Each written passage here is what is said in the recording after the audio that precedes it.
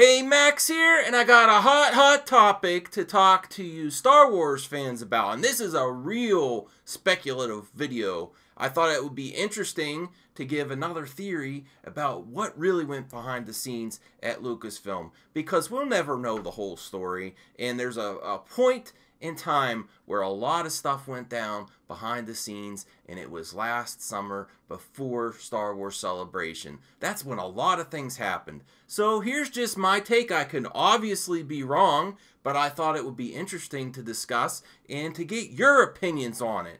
I want to know what you guys think really went down. This is just another take on some recent rumors that have come out, and I'm going to talk about. Well, I do need to get to the warning first.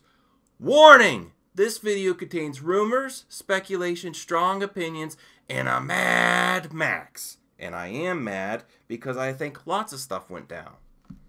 Okay, now we have some recent rumors about Daisy Ridley saying Rian used nothing from the J.J. Abrams outline for episode 8 and 9, and that Colin Trevorrow wanted a very different episode 9 as well. So, I thought I'd give an updated speculation on what happened behind the scenes at Lucasfilm when Lord and Miller got fired, and examine maybe how all of this is connected. Obi-Wan not getting off the ground, even though that was supposed to be an announcement at Star Wars Celebration. Kathleen Kennedy made an announcement that they would announce the next standalone Star Wars film that summer. And Celebration would have been the time for it. You have people paying to line up and go to these Star Wars celebrations for announcements like this. You accept their money, but you don't deliver. My speculation is also assuming that Lucasfilm knew that The Last Jedi was bad. And that's my opinion. I don't think they knew how damaging it would be, but I think they knew it was bad. There's just too many shady things that they did to steer my opinion this way. Now, could Rian Johnson, Last Jedi, be why Lord and Miller got fired? Now, I do think Kathleen Kennedy was always clueless and a horrible, directionless president of Lucasfilm.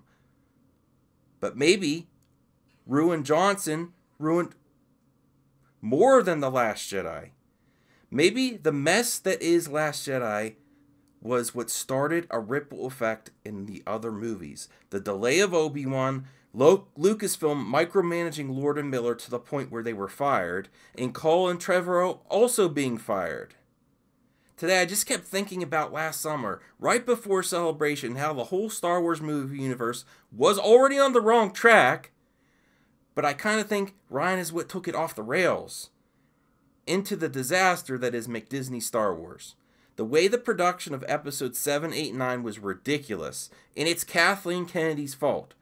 Rian rumored to have thrown out J.J. Abrams' outline completely, according to Daisy Ridley, right after when Last Jedi wrapped production. Lucasfilm was starting to see the whole story of how the movie was going to go. And also, Carrie Fisher unfortunately passed away. Kathleen and Lucasfilm, I think this is where they went into panic mode. Rian went so far off the outline. Colin had just finished his script, and he needed to use characters that were called for and killed off either fictionally or an actress like Carrie Fisher that passed away naturally. So Rian and Colin are butting heads on the story. Two pompous directors with egomaniacs fighting. In my opinion, Kathleen is just hanging out with her story group, probably at Starbucks or decorating her office. You know, Lucasfilm loves to decorate their cubicles, but not create an interesting Star Wars universe and direction. You know, not doing their job. Maybe she had all this time to hang a Luke Skywalker poster with a big red X over his face. I hired someone to do that. She probably didn't check into anything as long as her agenda with Holdo, Rose, and Canto Bight in there included. I don't think she cared about anything else after Rian gave her everything that she wanted.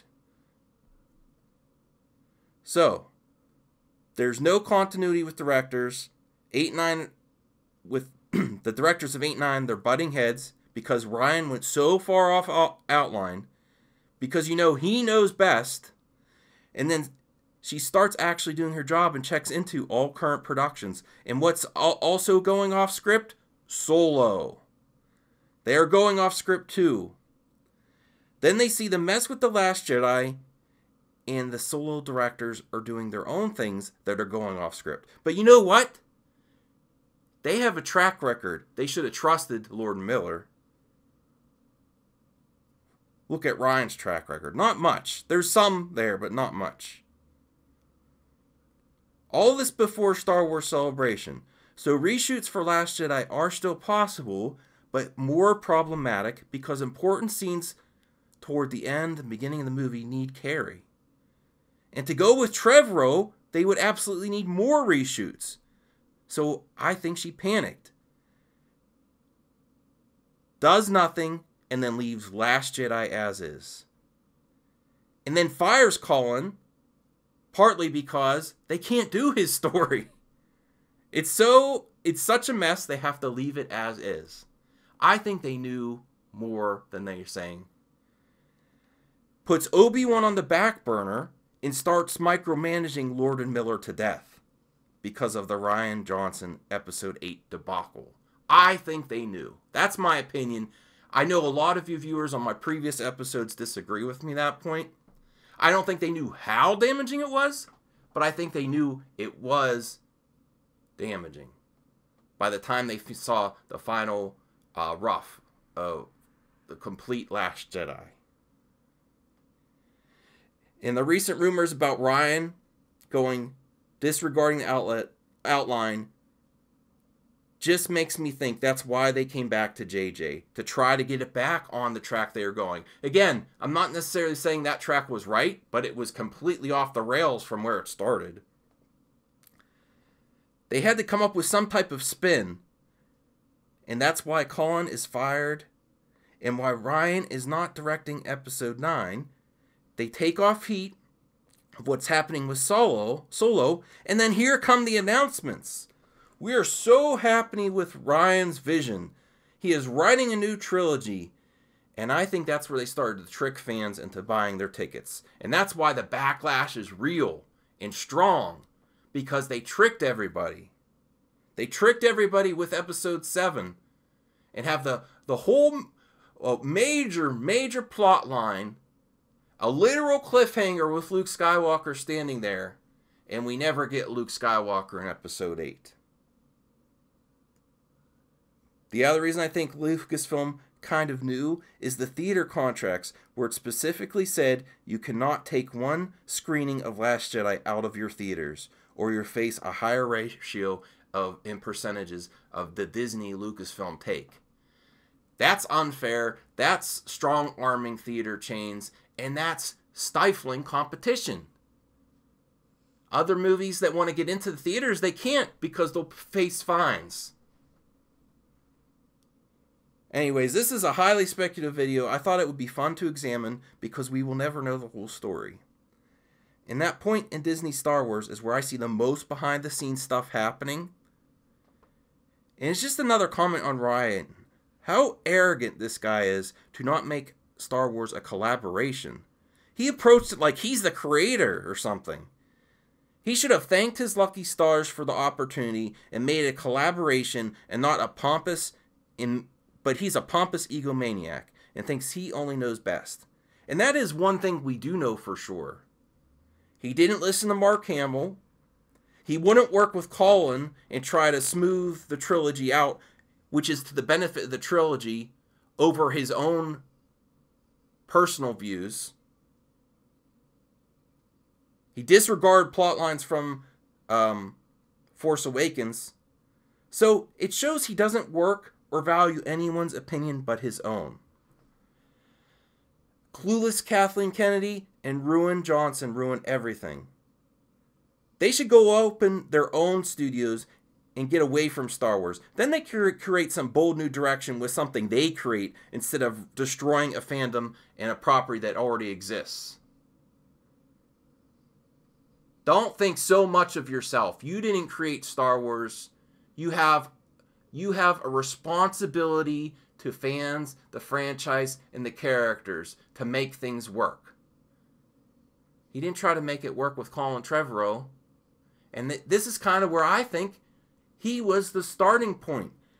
The thing that created the ripple effect and the disaster that is the Star Wars movie universe right now. I think this was the starting point when Last Jedi finished up. That's when everything went off the rails. It wasn't on the right track to begin with, but it's real off the rails now. And I think that's why my theory on this is that's what really caused the major problems with Lord and Miller. Because they see when they need to go off an outline and completely do his own thing, what it could do.